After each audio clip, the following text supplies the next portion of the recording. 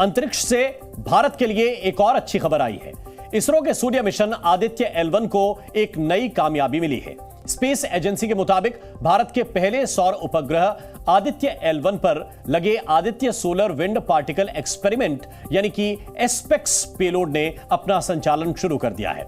इसका मतलब यह है कि अब सूरज की हवा को जांचने का रास्ता साफ हो गया है। यहां से सूरज की जो हवा है उसकी जांच की जाएगी। पेलोड एस्पेक्स में दो उपकरण लगे हैं।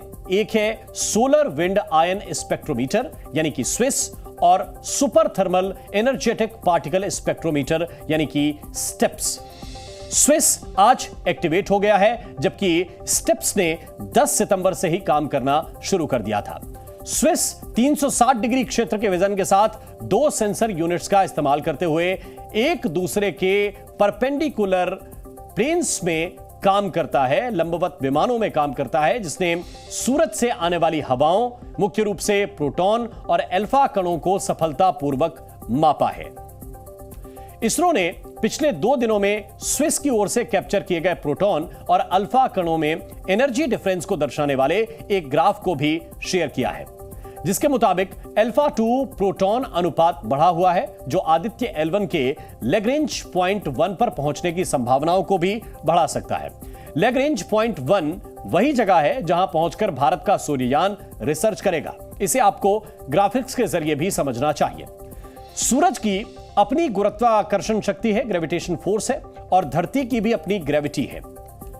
अंतरिक्ष में एक ऐसा बिंदु है जहां पर इन दोनों की गुरुत्वाकर्षण की जो शक्ति है वो आपस में टकराती है, या फिर दोनों की ग्रेविटी कह लीजिए कि वहां पर बराबर रहती है, और इसी पॉइंट को लैग्रेंज पॉइंट कहते हैं। धरती और सूरज के बीच ऐसे 5 पॉइंट्स हैं और भारत का सूर्ययान लैग्रेंज पॉइंट 1 यानी कि L1 पर जाकर अपनी रिसर्च करेगा। असल में सूरज की सतह का तापमान 1.5 करोड़ डिग्री सेल्सियस है और किसी अंतरिक्ष यान के लिए सूरज की सतह पर या फिर उसके बहुत करीब जाना संभव ही नहीं है। इसीलिए इसरो का अंतरिक्ष यान L1 पॉइंट से सूर्य की जांच करेगा। यह एक सुरक्षित दूरी है जहां पर आदित्य L1 सही सलामत रहेगा और सूरज के बारे में हमारी जानकारी को बढ़ाता रहेगा।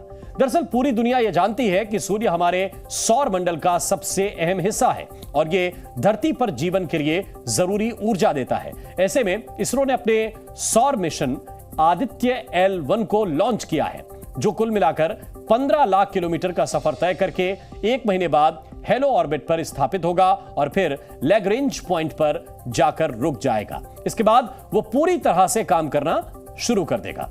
आदित्य L1 का मकसद सूर्य की किरणों का अध्ययन करना है, कोरोना से निकलने वाली गर्मी और गर्म हवाओं की स्टडी करना है। इसरो इस मिशन की मदद से सौर वायुमंडल और तापमान का अध्ययन करेगा।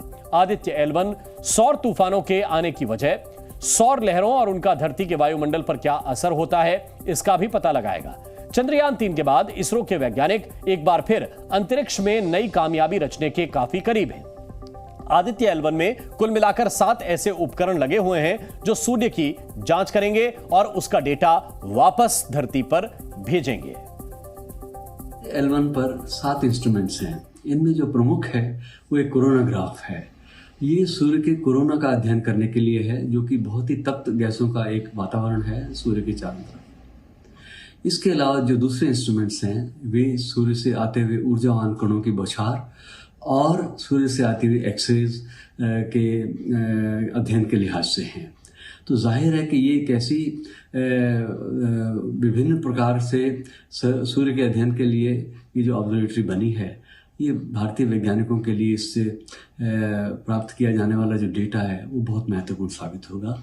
सूर्य की बहुत सारी प्रोसेसेस हैं जिनको हम अभी तक पूर्ण रूप से समझ नहीं पाए हैं, बल्कि हम ये नहीं जान पाए हैं अभी तक कि सूर्य का कोरोना जो इतना तप्त गैसों का वातावरण है, तो उसका इतना हाई टेम्परेचर जो करीब 2 मिलियन डिग्रीज तक पहुंचता है, तो वो क्यों उस प्रकार से उस बुलंदी तक जा पहुंचता है। तो भारत का पहला सूर्ययान आदित्य L1 अपने अंतिम चरण में है। नए साल की शुरुआत में 7 जनवरी को यह अंतरिक्षयान सूरज के L1 पॉइंट पर पहुंच सकता है। आप इसे इसरो का हैप्पी न्यू ईयर वाला गिफ्ट भी कह सकते हैं। आने वाली 7 जनवरी को इसरो के वैज्ञानिकों पर गर्व करने वाली खबर आएगी और आदित्य L1 से जुड़ा हर एक अपडेट आपको जी न्यूज पर जरूर दिखाई देगा। जी न्यूज।